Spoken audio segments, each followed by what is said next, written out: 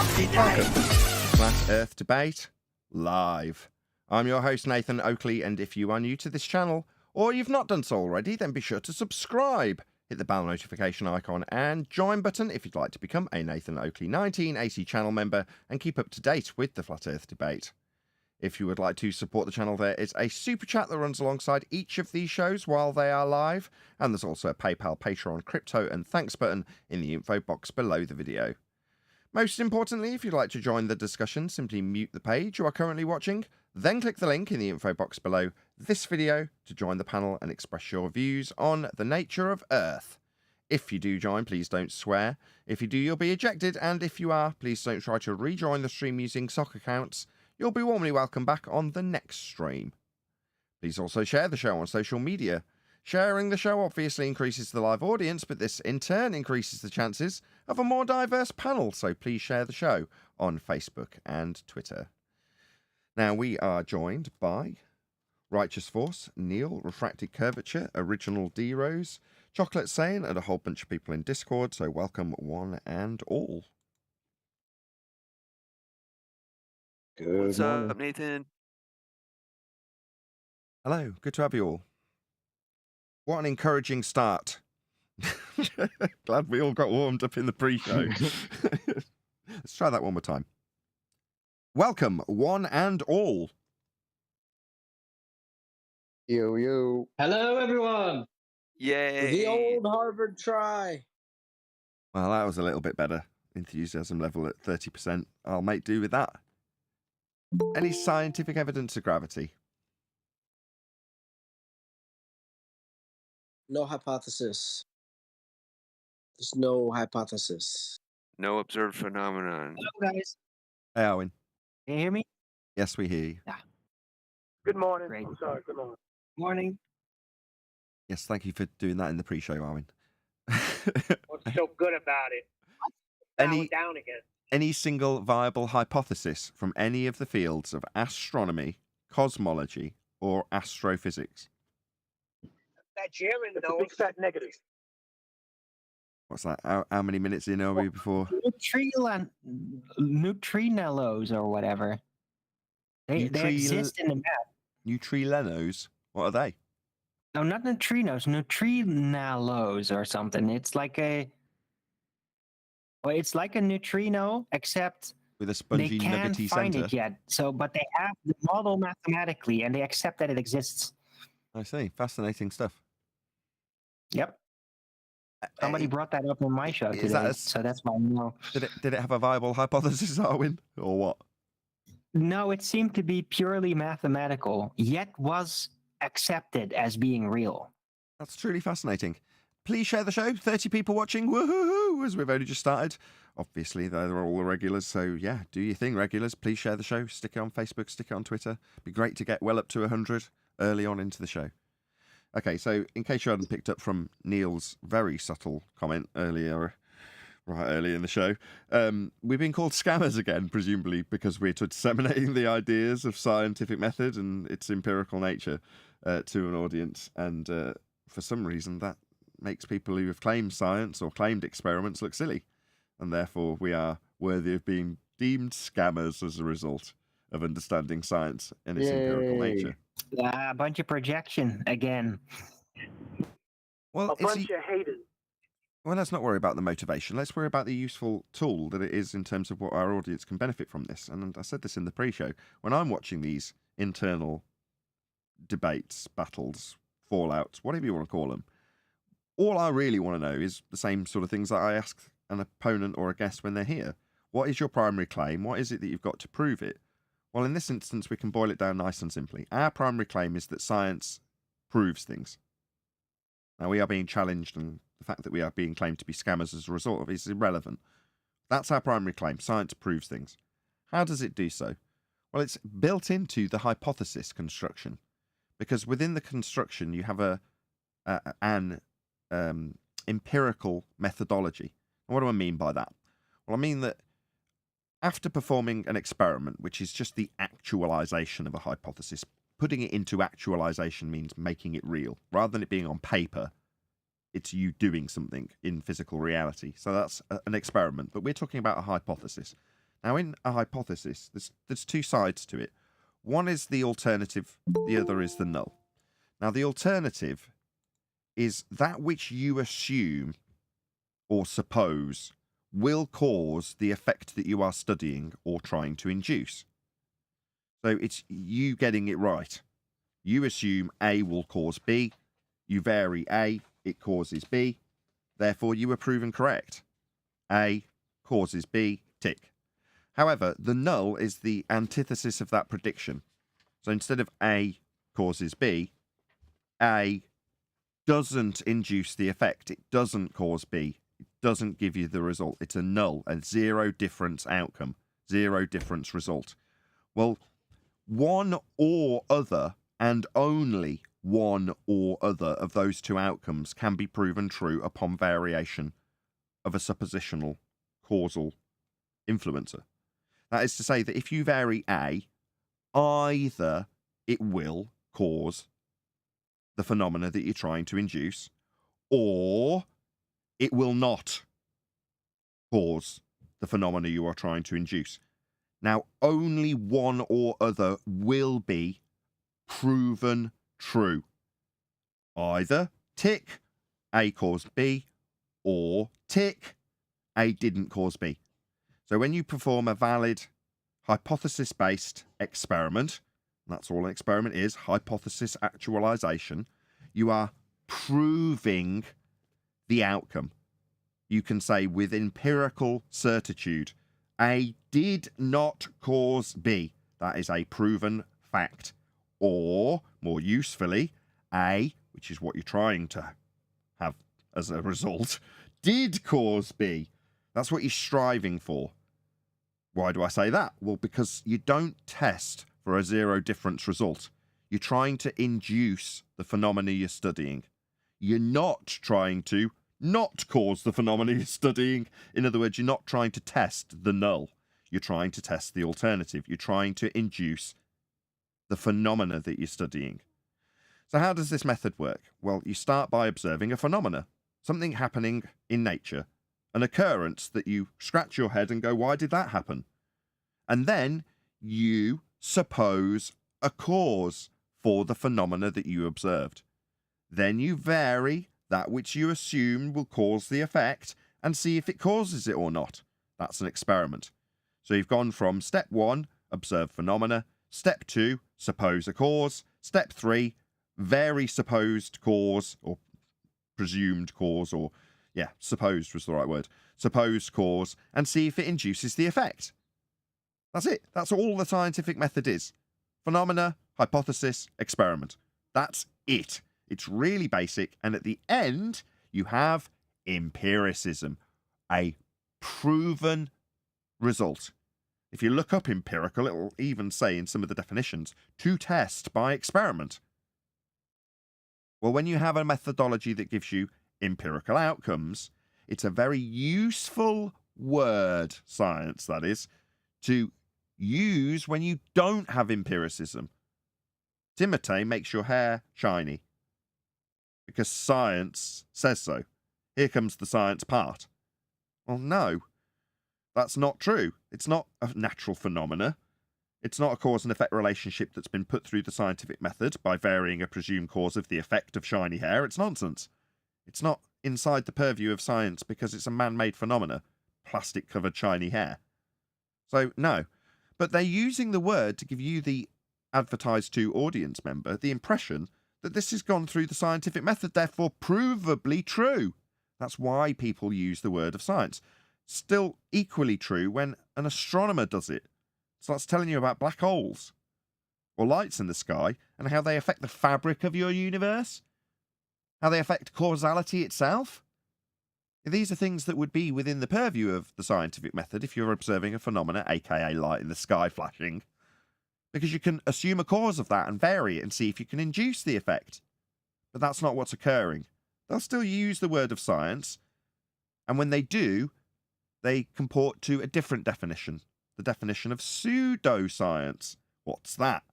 Well, pseudoscience is a claim of science that has not been through the scientific method.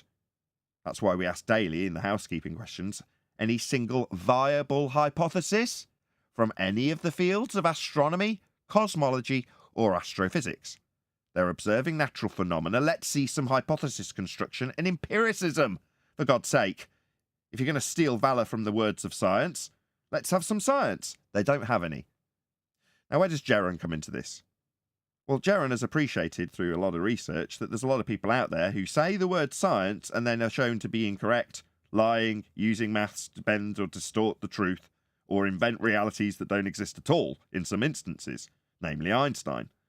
Well, when all these people claim to sit under the umbrella of science, it's a reasonable assumption to deduce that science is lying to you, when in reality, these pretender clown muppets, like astronomers, are hijacking the empirical terminology of science to lend credence to their just-so stories when they look at lights in the sky. In the same way Timotei is given validation by you, the audience, if you think it's got scientific validity behind it, you'll think the same when some astronomer tells you there's a black hole because he's looked at a twinkling light. He hasn't gone through the scientific method, therefore comporting to the definition of pseudoscience. But you'd have to understand what something is to be called science to understand what something isn't when claimed to be science. Now, this distinguishment hasn't been realised or recognised by Jaron as yet. Regardless of his claims that we are here to scam people, we're not. Smash the super chat, please. Please hit the PayPal link. I'm so poor. We are here to disseminate the truth about science. How understanding how science does prove things will lead you as an audience member, maybe Jaron if he's listening, to understand when someone says the word, how you can prick your ears up and then ask them certain specific questions about what they have done to have the credence they are potentially stealing when they use that word. Okay, that was a long rant about something that's come up recently I haven't actually watched, but I'm going to focus on the useful tool for you, the audience, rather than whether or not our opponent in this instance is worthy of your subscription, worthy of your financial support. It's irrelevant. The useful information here is science does prove things, and we've been lied to with the words of science and not the method, which would have proved things if they had it for the lights in the sky. They don't. That's what we're here to point out. And now I've just done that. That's all that I've got to say on this particular subject when it comes to being called a scammer. I am not. Please smash the super chat. Yeah, the word science has become like a magic word, like abracadabra. You know, you say science, all of a sudden you've got empiricism. And that's what they want. They want every time you see a dog food commercial or hair product, science. That means it's going to do whatever they're telling you it's going to do because it's been empirically validated that it will do so. Right. And I'm not sure why Jaron has this kind of a flip now with this, because obviously for years what we've done is distinguish the difference between actual science and pseudoscience. And if science wasn't a thing, then pseudoscience wouldn't be a thing. So it's kind of confusing to me why that's happening. But I'm kind of with you, Nathan. Like, yeah, let's just do what we do. Let them work that out. Because if at this stage you're still here, then maybe this is where you need to be. That's okay. Shout out to Vlad on Flat Earth. TGIF equals thank God it's flat. Great shows lately. Nathan, thank you, and have a great weekend, everyone. Thank you very much indeed, Vlad on Flat Earth, for the super chat. Really appreciate the support. Also, shout out to Daniel Samanigo. Hopefully I've said your name right. Probably not. I'm sorry if I've butchered it. Really appreciate you gifting out 5 memberships. And then Sensual Goats gifted out 10 memberships. Wow, you two topping each other with the free memberships. And then a whole shed ton of people getting free memberships.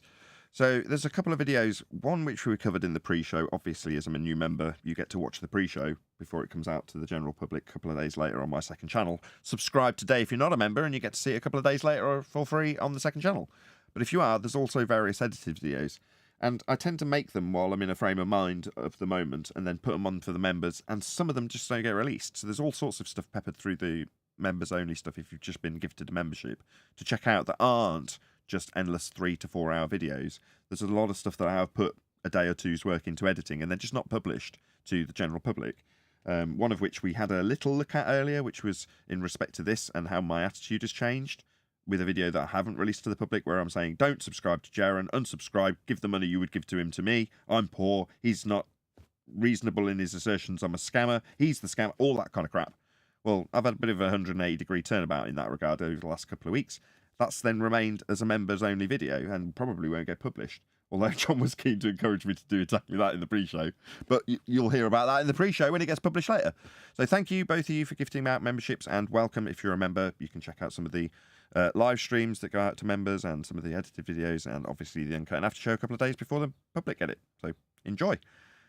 Right, should we do a bit more housekeeping, or if we've got a video we want to cover? What would you like to do, guys? It's up to you today. I'm still, technically speaking, stress testing this computer, hence there's a game on screen, in case you were wondering in the audience. I just want to stress it while it's live. So I didn't do that yesterday, I did it in the after show, but today there's going to be game footage of me dying and then letting it play through, so I'm not too distracted, but it's stressing the computer whilst live, so it's like the maximum stress.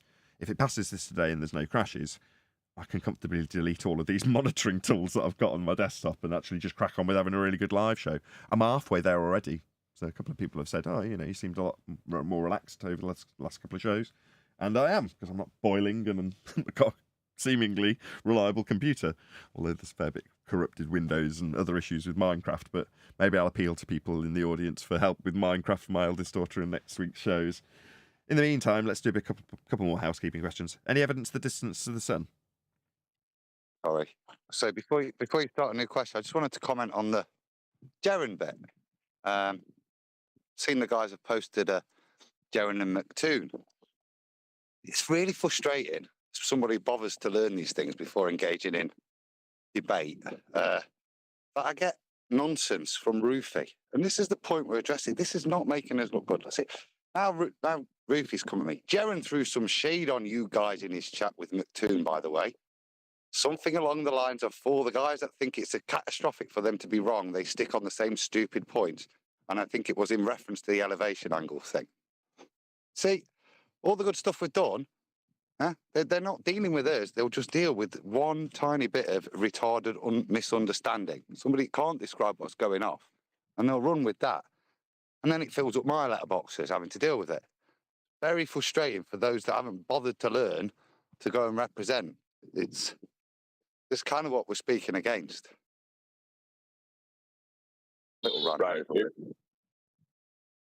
Ignorance is about as dangerous as what is a little bit of knowledge is dangerous, and it does not help us to disseminate the true information when there are people out there actively looking to undermine us and spread false information or fallacious logic. I wouldn't say actively undermine. I wouldn't say actively undermine, but it is undermining a lot of the hard work and the message that we're getting out there. Actively, I wouldn't necessarily throw that accusation. Did I say but it's not helpful? Yeah. Well, yeah. If they're doing something to undermine us, they would be actively undermining. Now, are they aware that they're doing it? I don't know. Doesn't matter to me. I would think they are, for them to say it. But then again, they are.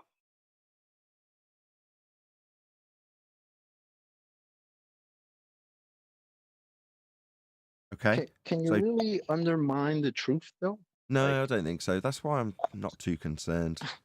I kept on saying, you weren't here at the time in the pre-show, that it's like a jab from a boxer when he first steps in the ring versus when he's a 10-year veteran.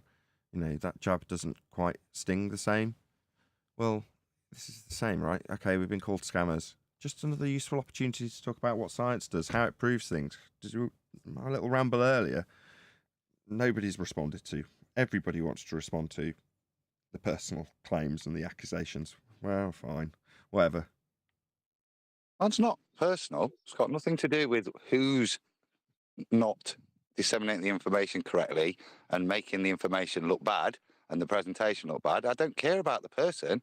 I care that somebody saying I'm a flat earther, presenting this as evidence, and then when it's presented, not able to describe it. It doesn't matter who it is.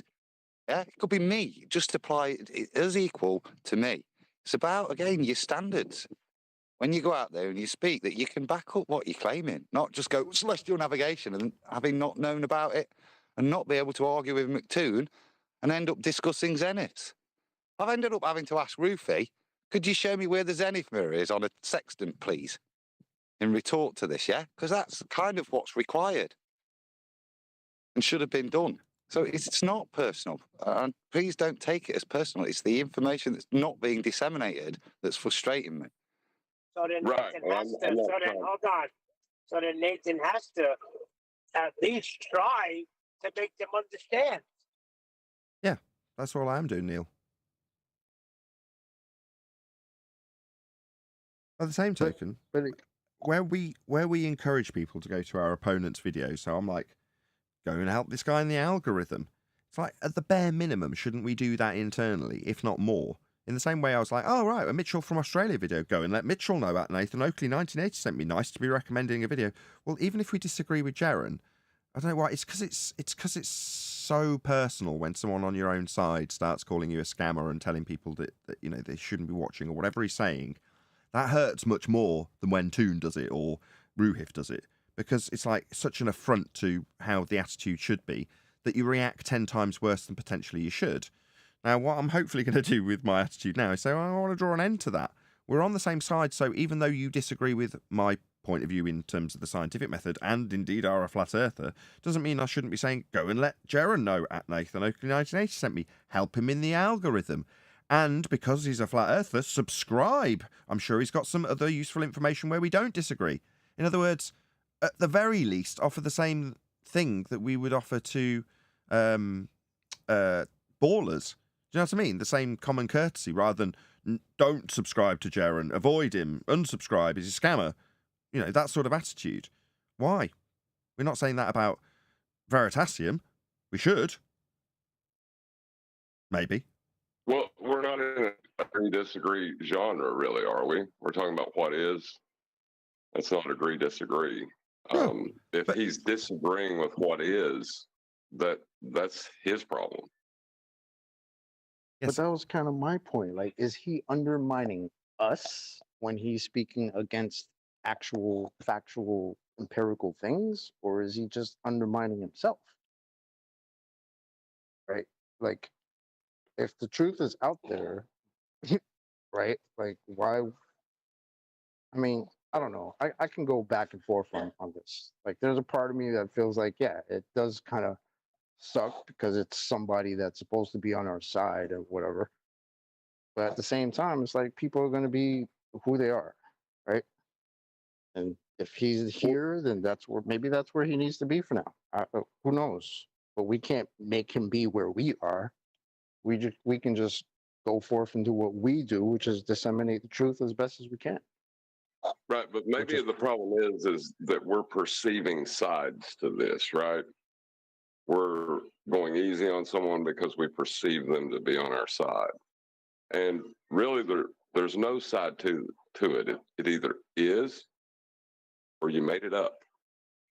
Yeah, but what Adam was saying is that he didn't know how to deal with celestial navigation, and it made us look stupid.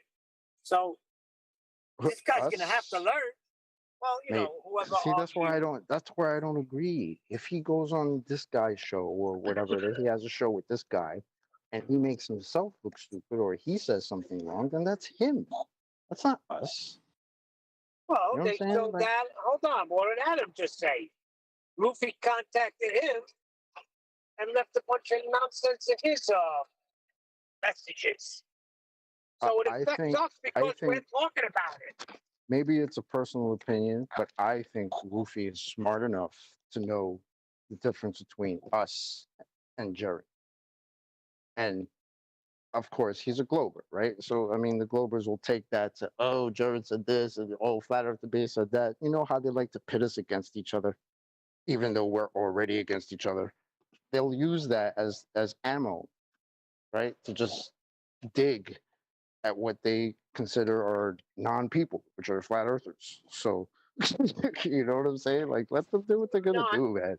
I I can't be understand what- stressing out over Jared and all these people. No, That's what just I'm me saying. anyway. I don't want to stress out about it anymore. And I'm starting to side with Nathan on this now. They can get him schooled up. Right, but the thing is, the war is in with the information, and these people seem to be trying to make it about everything else but the information. They want to make it personal. They want to call us names, accuse us of wrongdoing. Like, we don't have to stoop to their level to destroy the information that they're putting out, and it's nothing personal then. You see my point, as opposed to saying we shouldn't like be upset about it. It should Yeah, I still get be you. upsetting, but not on a personal level. It should be upsetting that this guy is claiming to represent reality, and he's doing the same magic trick that everyone was fooled with.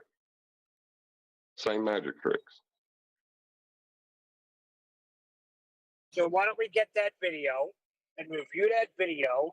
And where Sheeran was stunted, why don't we, like, you know what I'm saying?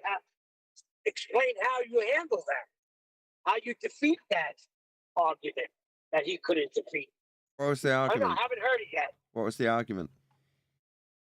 I think it was about. I thought Adam just said about celestial navigation. I have not heard it yet, so I don't know. But Adam said he was arguing sentence instead of killing it. Adam?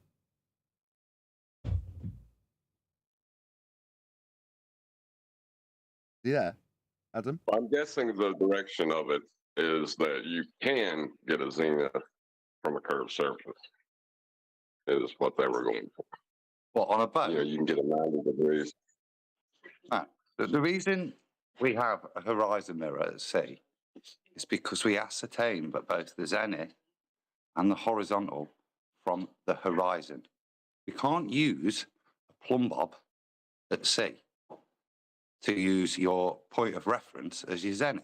You could do on land if you wanted to, because you could hang a weight and define your zenith, which you could describe as a tangent to the centre of the earth if you wanted to. But when you're using a sextant, that's not possible. You're at sea on a boat. So both your zenith and the horizontals are defined from the horizon.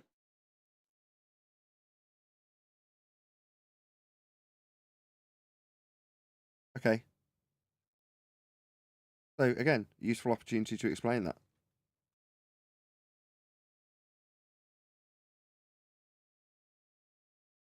Maybe next time Exactly. you don't know how to answer it.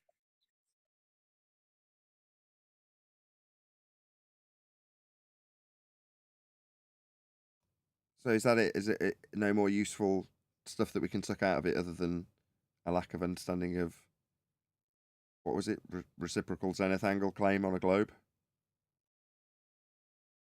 Well, I would attack. John? The question was addressed to you, Adam. I'm sorry. I was anything going to say, else well, we're not really discussing reciprocal zeniths here, aren't we? But the claim appeared to be that McToon's referencing elevation angles from the zenith, so the co-angle, and he's able to define them just from the zenith.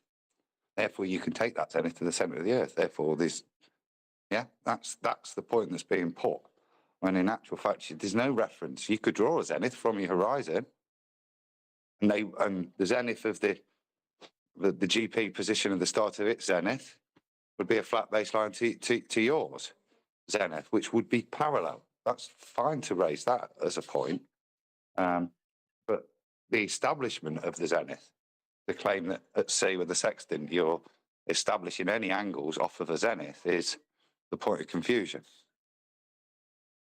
But even with and allows zenith, them, right? so it just allows them, where does it allow them to go? To deny the horizon. You want to keep them there, hold them there, because that's the fundamentals of their claim, what that horizon is, what the dip to it is. Exactly. Why is it when someone, a globe believer, claims that we've got a physical geometric sphere at horizon, that they're suddenly shying away from it and talking about not using it when the method itself specifically uses it Oh, well, because it proves it's flat by practical application and measurement. So what, we're going to use our zenith? No, we're not. We're going to establish a flat baseline between you and the GP. That's how it's done. Well, Same the reason thing when is, you asked them if they had a measurement to it, and they supposedly did. And when that measurement didn't work out, all of a sudden they didn't see it. They claimed not to see it, never seen it. We have an atmosphere. It becomes problematic. That's why you hear things like curvature is negligible, because it's like a wisp. It's like a rumor. It's there when you need it, and when you can't get it, or it's not supposed to be there, it's not there. Don't worry Right. about it. Most recent was 50 on the and strapped onto the show with us discussing red rhetoric. If you want to look this up on the thumbnail, right at the end of the after show, 50 comes on, and I'm asking him, where's the tangent that you're describing? Because he wants to appeal to a tangent to a sphere when I'm asking how he can get an angle from a sphere, which he can't. And I ask him, well, where is this tangent in your reality? And he doesn't know. It's like, that tangent is Earth curve, but he doesn't know, and he's got to go and check and look it up, and I'll have to, go to the gurus that should not be to find out where I might see this tangent point. It's like, you're talking about Earth curve, you fool. Not only do you not know your Exactly. claim well enough to know that that tangent point you're appealing to in this maths, when I say you can't get an angle from a curve, would be Earth curve, he's got to literally he's got to take a little consultation session to find out whether or not that's claimable as anything at that point. I just want to get this in right quick, because when you invoke zenith, why are you invoking zenith? Does it have to do with angles that you're going to pull from it? And does it really help your argument to say zenith when that must be in reference to the horizontal, just like the horizontal must be in reference to the vertical? Right. Yes, you're correct. In 2 points. One, yes, your latter point, which is that, well, okay, vertical in reference to what? Horizontal. Yeah, that'll be your baseline, even if you're establishing it through a vertical. But I would say it's more reasonable to assume they're doing that because that's what they use in the mirrors of the sextant, right? They've got a zenith mirror. No. Oh, right. No. Well, what mirror do they have? Horizon. The horizon mirror. Oh, so when people use the tool designed to establish your horizontal baseline with respect to an angle to a star that you're using to navigate, you would do that by establishing horizontal, not vertical. Correct. Right. I mean, obviously, notwithstanding John's latter point, which is the two are intrinsic to one another. They should just call it the curvature mirror. This reminds me of Keegan saying that the using terrestrial angular size and opposing it with celestial navigation to try to debunk both flat baselines. Like that's what that makes me think of when they try to invoke a zenith. Yeah, it all boils down to 90-degree angle. exactly. It all boils down to that 90-degree angle. That's what you need. That's what's being acquired. That's what's being used. Right, but if you go straight to the 90-degree angle, does it really matter that you skip the step to get there? You still need the Earth to be flat to get that angle. So you've not helped yourself by talking about zeniths if you think you live on a sphere. No. So in this diagram, although it's not with a star, the baseline, regardless of if you use the mast, it doesn't make any difference. They're saying, no, let's ignore the flat line between you and the 90-degree point below the star, or in this example, the 90-degree point below the lighthouse, because we can establish